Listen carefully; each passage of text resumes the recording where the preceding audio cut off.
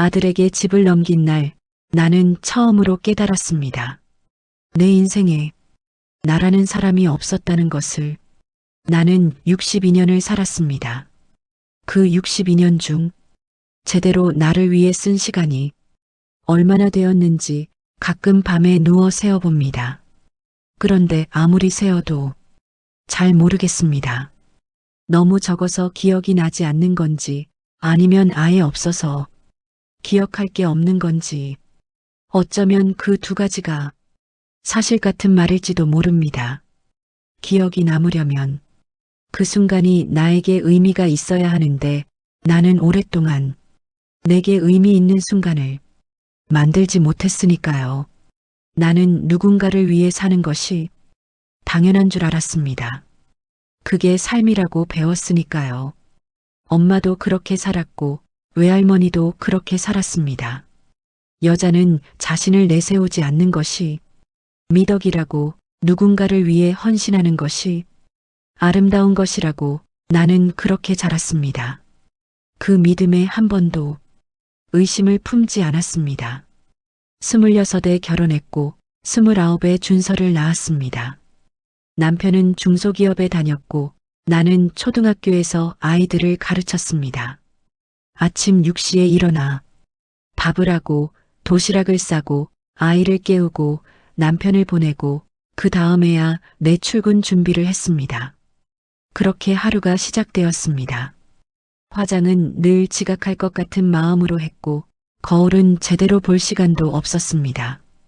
그래도 그 시간이 힘들다기보다는 바쁘다고 느꼈습니다. 바쁨은 때로 존재의 증거처럼 느껴지기도 하니까요. 학교에서는 나는 늘 밝은 선생님이었습니다. 아이들은 나를 좋아했고 동료 교사들도 나를 믿었습니다. 나는 맡은 일을 빈틈없이 해내는 사람이었으니까요. 교무회의에서 어려운 일이 생기면 자연스럽게 내 이름이 나왔고 나는 그때마다 네, 제가 할게요 라고 말했습니다. 싫다고 말한 적이 거의 없었습니다. 싫다는 말을 어떻게 하는지 잊어버린 것 같기도 했습니다. 하지만 지금 돌아보면 나는 그때 이미 나를 잃어가고 있었습니다. 아주 천천히 눈에 보이지 않게 물이 스며들듯이 어느 날 수업이 끝난 뒤 한 아이가 교무실까지 따라왔습니다. 그리고 갑자기 이렇게 말했습니다. 선생님은 항상 웃는데 눈은 슬퍼 보여요. 나는 그 자리에서 말을 잃었습니다. 12살짜리 아이의 입에서 그 말이 나오리라고는 전혀 예상하지 못했습니다. 가슴이 잠시 멎는 것 같았습니다. 아이들은 어른보다 더 정확하게 봅니다. 꾸밈이 없기 때문에, 보이는 것을 그대로 말하기 때문에 아이들의 눈은 때로 거울보다 더 선명합니다. 그날 집에 돌아와 거울을 한참 바라봤습니다. 분명 웃고 있는 얼굴이었는데 정말로 눈이 웃고 있지 않더군요. 입꼬리는 올라가 있었지만 눈빛은 어딘가 먼 곳을 향해 있었습니다. 오랫동안 아무런 생각 없이 거울을 봤습니다. 그리고 문득 이런 생각이 들었습니다. 이 얼굴은 누구의 얼굴일까? 그때 처음 이런 생각이 들었습니다. 나는 언제부터 내 감정을 숨기기 시작했을까?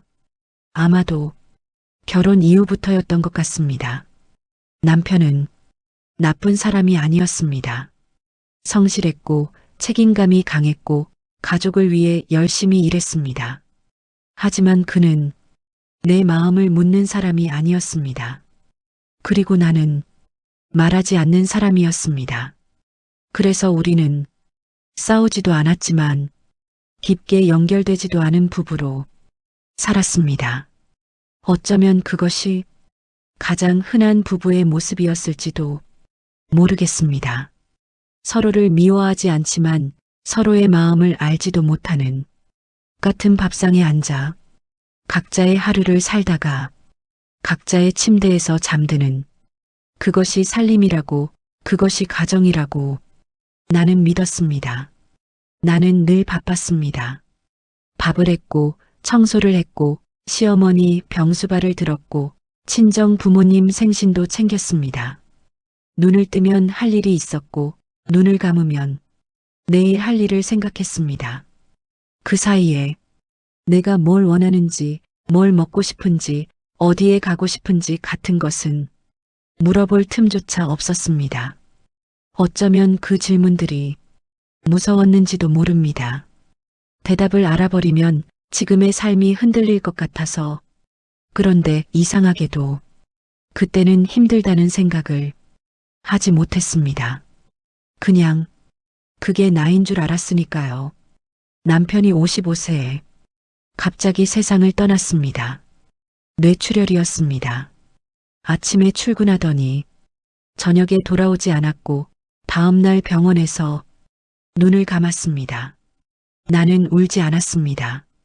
이상하게도 나중에 생각해보니 울 힘도 없었던 것 같습니다. 해야 할 일들이 너무 많았으니까요. 장례를 치르고 서류를 정리하고 보험을 처리하고 나는 그 일들을 했습니다. 감정을 느낄 틈 없이 지금도 가끔 생각합니다. 그때 내가 왜 울지 못했는지. 사랑이 없어서가 아니었습니다.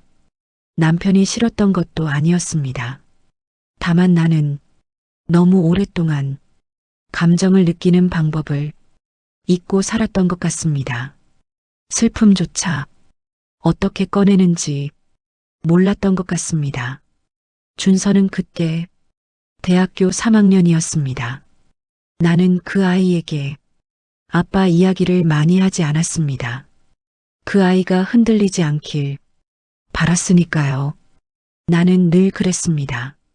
내가 흔들리더라도 상대가 흔들리지 않도록 그것이 내가 할 수 있는 사랑의 방식이었습니다. 그것이 옳은 건지 지금도 모르겠습니다. 어쩌면 준서도 혼자 많이 울었는지 모릅니다. 아빠 생각에. 그런데 나는 그걸 물어보지 않았습니다. 서로가 각자의 슬픔을 안고 아무 일 없는 척 살았습니다. 지금 와 생각해보면 그게 희생이었는지 아니면 무감각이었는지 잘 모르겠습니다. 두 가지가 너무 닮아 있어서요. 준서가 결혼한 건 4년 전이었습니다. 며느리 수미는 처음부터 똑부러진 사람이었습니다. 눈빛이 정확했고 계산이 빨랐고 모든 것을 효율로 생각하는 사람이었습니다. 나쁜 사람은 아니었습니다. 그냥 그런 사람이었습니다. 처음에 나는 그 사람을 이해하려고 노력했습니다. 세대가 다르니까, 살아온 환경이 다르니까 나는 내 방식이 옳다고 강요하면 안 된다고 생각했습니다. 그래서 나는 더 조심했습니다. 말을 줄이고 표정을 가다듬고 최대한 편한 존재가 되려고 했습니다. 나는 결혼식 이후 한 달에 한 번씩 아들 집에 갔습니다. 청소를 도와주고 반찬을 해다 주고 바쁠 때 집을 봐주기도 했습니다. 그게 당연한 줄 알았으니까요. 엄마는 그렇게 하는 것이라고, 도움을 주는 것이라고. 하지만 지금 생각해보면 어쩌면 나는 필요한 존재가 되고 싶었는지도 모릅니다. 누군가에게 쓸모 있어야만 자신이 있을 수 있다는 믿음이 나를 그렇게 움직이게 했는지도. 그러던 어느 날 아들과 며느리가 찾아왔습니다. 엄마, 우리 사업 시작하려고 하는데 자금이 조금 부족해. 준서의 말이었습니다. 집을 팔고 함께 살자고 했습니다. 나는 망설이지 않았습니다.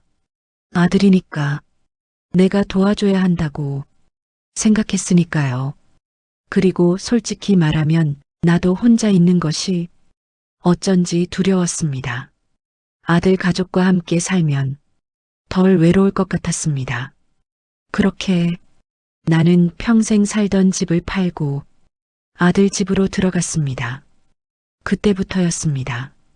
우리 가족 사이가 조금씩 불편해지기 시작한 것이 아들 집에 들어간 이후 나는 더 바빠졌습니다. 아침마다 제일 먼저 일어나 밥을 했고 빨래를 돌렸고 집안을 정리했습니다. 며느리와 준서는 늘 바빴습니다. 그래서 나는 더 열심히 움직였습니다. 그렇게 하면 준서가 좋아할 거라고 생각했습니다. 며느리가 고마워할 거라고 생각했습니다. 나는 여전히 엄마였으니까요. 그런데 이상했습니다. 내가 더 움직일수록 집안의 공기는 더 조용해졌습니다. 내가 더 애쓸수록 며느리의 눈빛은 더 먼 곳을 향했습니다. 나는 그 이유를 알 수 없어서 더 애를 썼습니다. 잘못된 방향으로 계속 걸어가면서 더 빨리 걸으면 될 거라고 믿는 것처럼. 하지만 어느 순간부터 집안의 공기가 조금씩 달라지기 시작했습니다. 식탁에서 대화가 줄어들었고 며느리는 내 눈을 잘 마주치지 않았습니다. 준서는 그 사이에서 늘 조용했습니다. 나는 그 이유를 묻지 않았습니다. 그게 예의라고 생각했으니까요. 아니면 답을 듣기가 두려웠는지도 모릅니다. 그날은 아주 평범한 아침이었습니다. 나는 부엌에서 팔을 썰며 반찬을 만들고 있었습니다. 안방 문이 조금 열려 있었고 그 틈으로 며느리의 목소리가 들렸습니다. 나는 언제까지 이래야 해? 아침마다 밥하는 소리에 잠을 잘 수가 없잖아. 잠시 침묵이 흐른 뒤 며느리가 다시 말했습니다. 몸밥집도 아니고. 나는 그 자리에서 멈췄습니다. 손에 들고 있던 파 한 줌이 바닥에 떨어졌습니다. 그걸 줍는데 아주 오래 걸렸습니다. 손이 움직이질 않았습니다. 그 말이 가슴 어딘가에 박혔습니다. 소리 없이 나는 무릎을 굽히고 바닥에 흩어진 팔을 줍는 척 했습니다. 하지만 사실 그 자세로 그냥 잠시 멈추고 싶었습니다. 어딘가로 사라지고 싶었습니다. 준서의 목소리도 들렸습니다. 엄마도 우리 생각해서 그러는 거잖아. 하지만 그 말은 나를 감싸는 말이 아니었습니다. 그저 상황을 피하려는 말이었습니다. 아들은 나를 지키지 않았습니다. 그걸 원망하지는 않습니다. 그 아이도 자기 삶을 살고 있었을 테니까요. 하지만 그 순간 나는 혼자라는 것을 다시 한번 느꼈습니다. 나는 그 순간 처음으로 느꼈습니다. 아, 나는 이 집에서 식구가 아니라 편의가 되는 존재였구나. 그날 이후 나는 아침밥을 하지 않았습니다. 아무도 묻지 않았습니다. 왜 더 이상 아침에 일찍 일어나지 않는지, 왜 부엌이 조용해졌는지. 그 침묵이 며느리의 말보다 더 오래 남았습니다. 사람은 때로 말보다 침묵으로 더 많은 것을 드러냅니다. 아무것도 묻지 않는다는 것은 사실 아무것도 궁금하지 않다는 뜻이니까요. 진짜 결정적인 일은 그해 가을에 일어났습니다. 나는 우연히 서류 봉투 하나를 보게 되었습니다. 거기에는 내가 팔았던 아파트 돈이 사용 내역이 적혀 있었습니다. 나는 한참을 이해하지 못했습니다. 사업 자금으로 들어간 줄 알았던 돈이 며느리 명의 다른 부동산 계약서로 남아 있었으니까요. 남편이 살아있을 때 우리가 정말 힘들게 모은 돈이었습니다.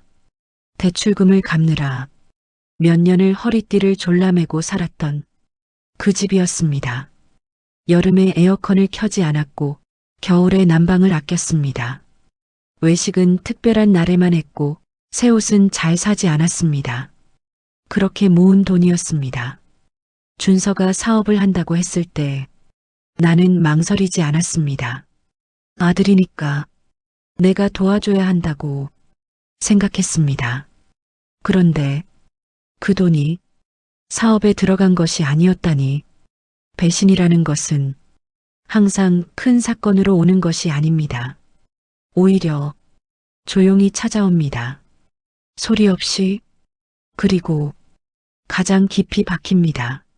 나는 화조차 나지 않았습니다. 그저 거실에 앉아 창밖을 한참 바라봤습니다. 나뭇잎이 떨어지고 있었습니다. 그걸 보며 나는 처음으로 생각했습니다. 이 집을 나가야겠다고. 아무 말도 하지 않으면서 원망을 품고 살면 나는 결국 나를 더 망가뜨릴 것 같았습니다. 없었던 일처럼 아들 얼굴을 보며 살 수는 없었습니다. 며느리를 원망하며 같이 살 수도 없었습니다.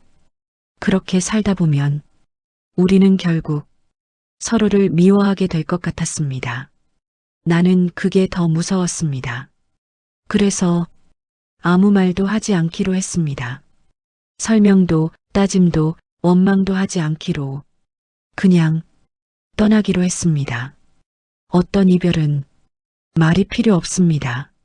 말을 하면 할수록 상처만 더 깊어질 때가 있으니까요. 강원도 인제에 있는 작은 마을로 간 이유는 단순했습니다.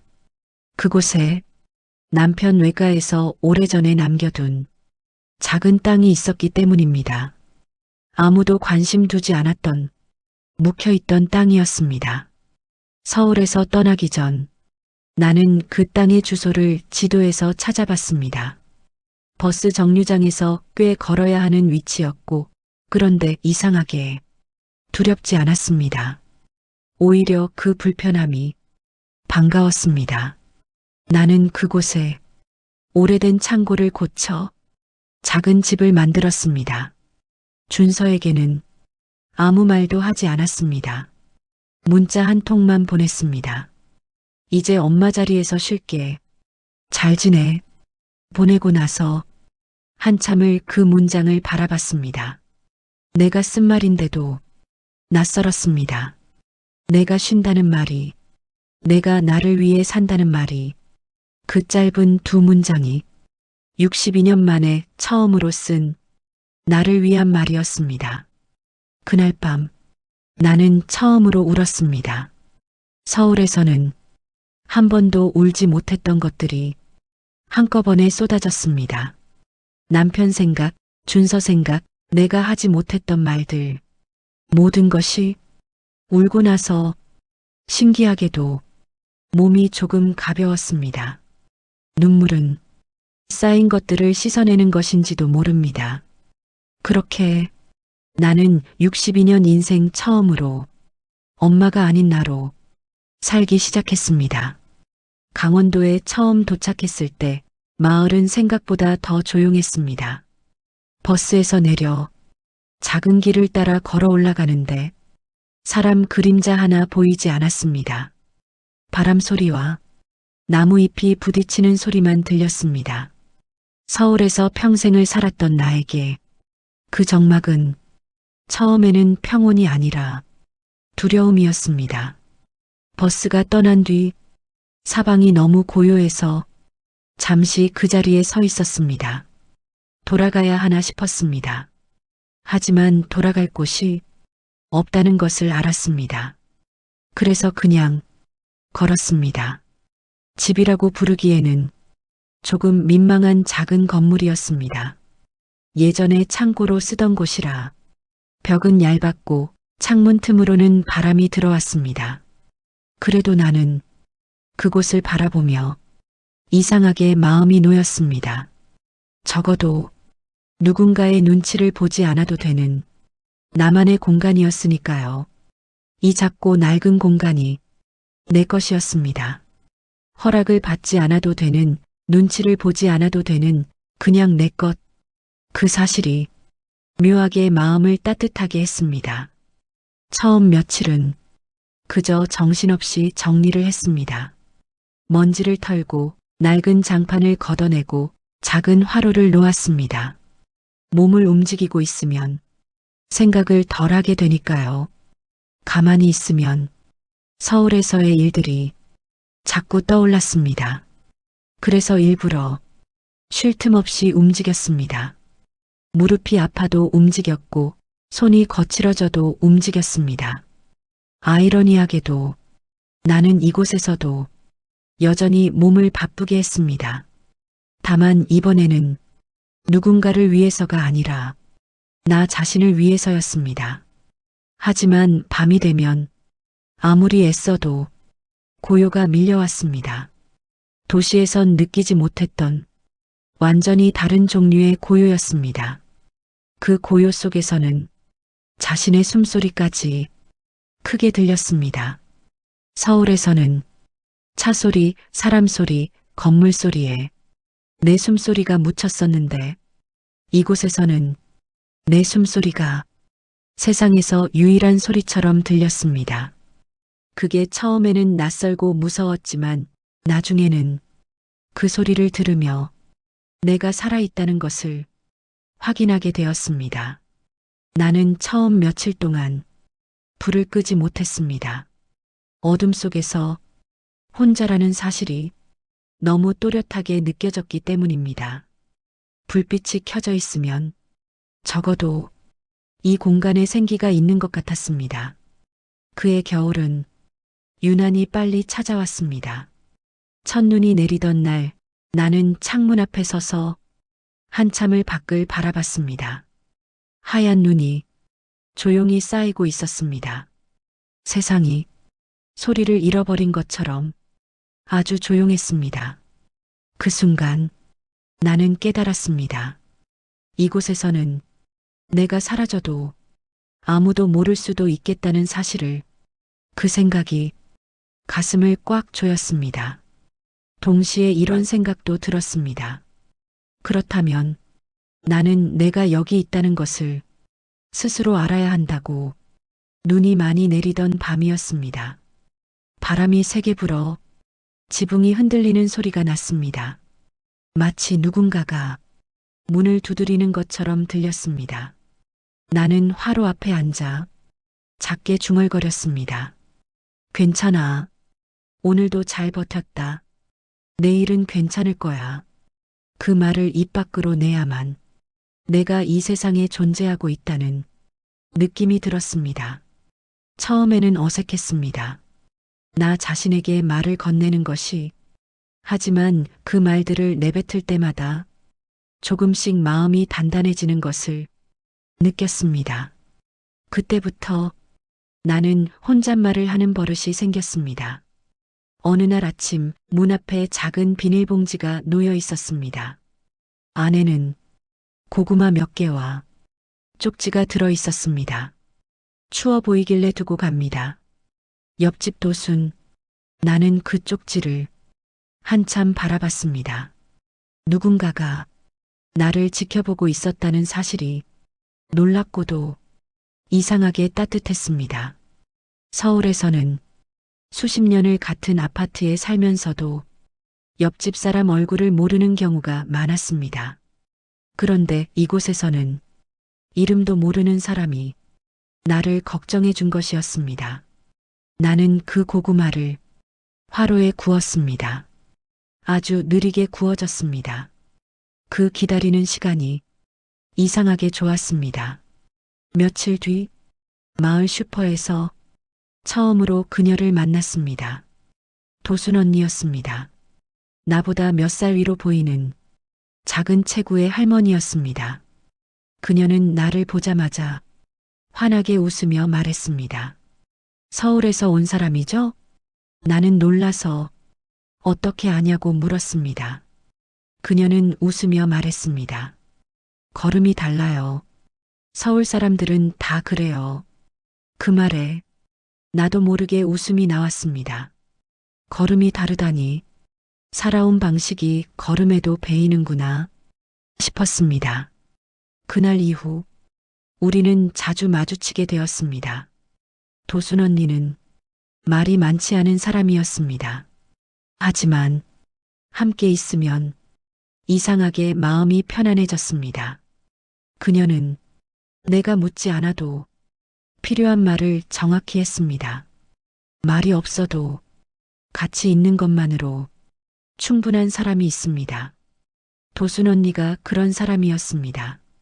어느 날 내가 무심코 말했습니다. 여기 오니까 사람이 없는 게 제일 힘드네요.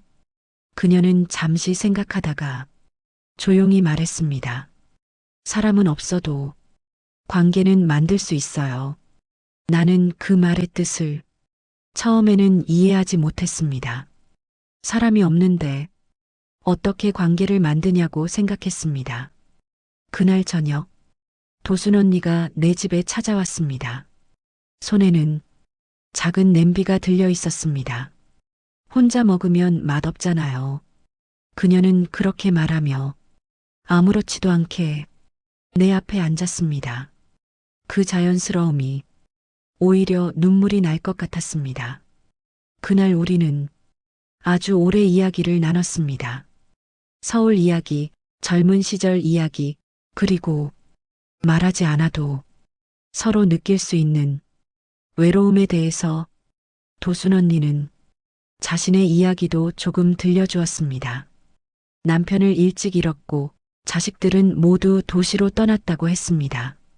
처음에는 나도 무서웠어요. 혼자 산다는 게. 그녀는 웃으며 말했습니다. 근데요, 사람은 결국 적응해요. 살아야 하니까. 그 말을 듣는 순간 나는 눈물이 날 것 같았습니다. 누군가가 내 마음을 정확히 알고 있다는 느낌이었기 때문입니다. 살아야 하니까 그 단순한 말이 어떤 위로보다 더 깊이 닿았습니다.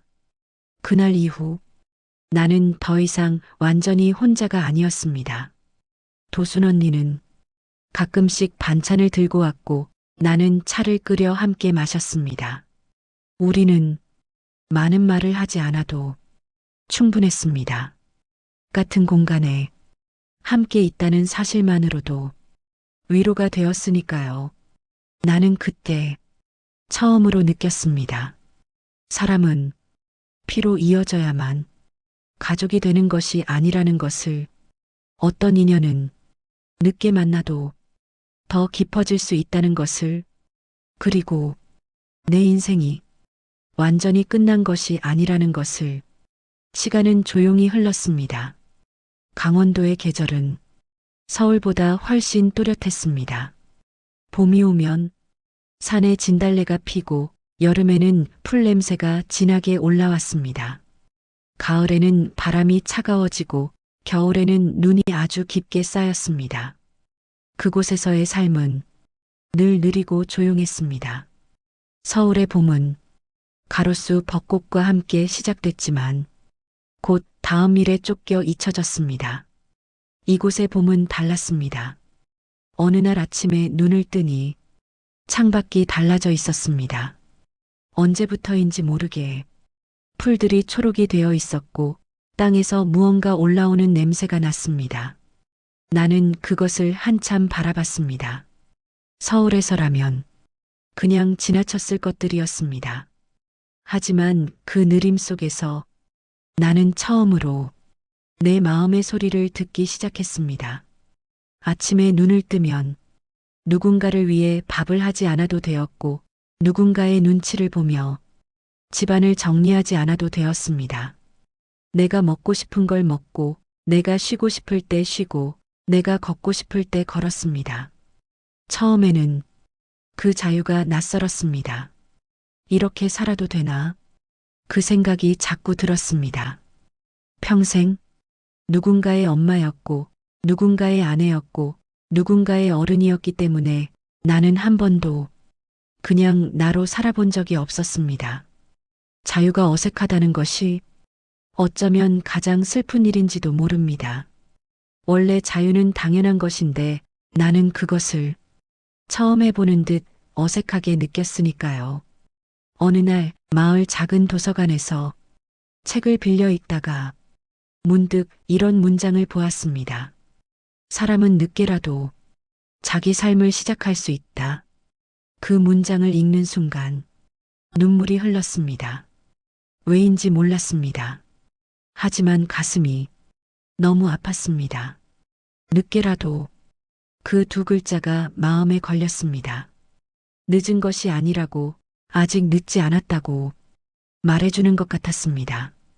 나는 그날 밤 작은 수첩을 꺼내 처음으로 이런 글을 적었습니다. 나는 지금까지 나를 위해 산 적이 없었다. 글씨는 떨렸지만 마음은 이상하게 편안했습니다. 마치 오랫동안 묶여있던 무언가가 조용히 풀리는 느낌이었습니다. 고백은 듣는 사람이 없어도 의미가 있었습니다. 나에게 하는 고백이 그 중에서 가장 오래 걸리고 가장 어렵고 가장 필요한 것이었습니다. 시간이 더 흐르자 마을 사람들과도 가까워졌습니다. 텃밭을 함께 가꾸고 김장을 같이 하고 가끔 차를 마시며 이야기를 나눴습니다. 그들은 내 과거를 묻지 않았습니다. 그저 지금의 나를 그대로 받아주었습니다. 그게 얼마나 고마운 일이었는지 모릅니다. 사람은 자신의 역사를 짊어지고 삽니다. 하지만 가끔은 그 역사를 모르는 사람들 사이에서 그냥 지금의 나로 존재할 수 있다는 것이 얼마나 가벼운 일인지 그것을 이곳에서 배웠습니다. 어느 날 가을 저녁이었습니다. 나는 혼자 산길을 걷고 있었습니다. 노을이 산 너머로 천천히 내려가고 있었고 바람은 차가웠지만 그날따라 마음은 따뜻했습니다. 그때 문득 이 생각이 들었습니다. 나는 이제 외롭지 않다. 그 순간 나는 깨달았습니다. 외로움은 사람이 없어서 생기는 것이 아니라 자기 자신이 없을 때 생기는 것이었습니다. 평생 나는 나를 잃고 살았습니다. 누군가를 위해 나를 지우며 살았습니다. 그래서 사람들 속에 있어도 늘 외로웠던 것입니다. 아들 집에 있을 때도 남편 곁에 있을 때도 학교 동료들 사이에서도 나는 사람들 안에 있었지만 나 자신과는 떨어져 있었습니다. 그것이 외로움의 진짜 이름이었습니다. 하지만 지금은 달랐습니다. 혼자였지만 나는 나와 함께 있었습니다. 그것만으로도 충분히 따뜻했습니다. 며칠 뒤 나는 다시 수첩을 펼쳐 한 줄을 더 적었습니다. 나는 이제 엄마가 아니라 아내가 아니라 그저 나로 살고 있다.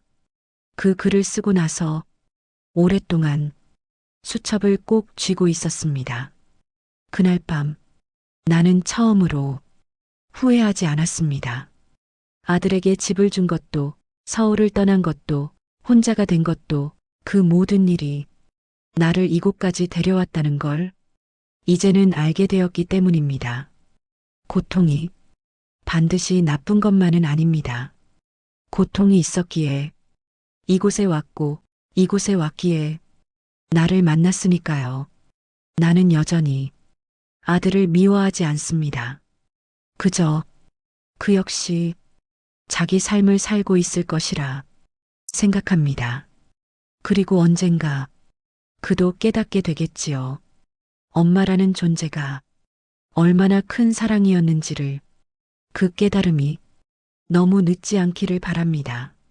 하지만 그것은 이제 내가 바꿀 수 있는 일이 아닙니다. 나는 이제 기다리지 않습니다. 전화도 사과도 돌아오라는 말도 대신 매일 아침 창문을 열고 맑은 공기를 들이마십니다. 그리고 마음속으로 조용히 말합니다. 오늘도 잘 살자. 그 한마디가 나에게는 가장 중요한 다짐이 되었습니다. 누군가를 위한 다짐이 아니라 나 자신을 위한 다짐. 나는 62년 만에 처음으로 알았습니다. 행복은 누군가에게 인정받는 것이 아니라 자기 자신을 잃지 않는 것이라는 것을. 그것은 거창한 일이 아닙니다. 매일 아침 창문을 열고 따뜻한 차를 마시고 오늘 하루를 나로 살아내는 것. 그것이 행복이었습니다. 그리고 지금 나는 여전히 강원도의 작은 집에서 조용히 살아가고 있습니다. 봄에는 텃밭에 씨앗을 심고 여름에는 그것이 자라는 것을 바라봅니다. 가을에는 도순 언니와 함께 마당에 앉아 햇볕을 쬐고 겨울에는 화로 앞에서 수첩에 글을 씁니다. 바람이 불면 창가에 앉아 따뜻한 차를 마시며 이렇게 생각합니다. 이제야 내 인생이 시작되었다. 나는 이것이 끝이 아니라 시작이라는 것을 압니다. 62년이 지나 시작된 이 삶이 얼마나 더 이어질지 모릅니다. 하지만 이제는 그 길이가 중요하지 않습니다. 오늘 하루를 내가 나로 살았다면 그것으로 충분합니다.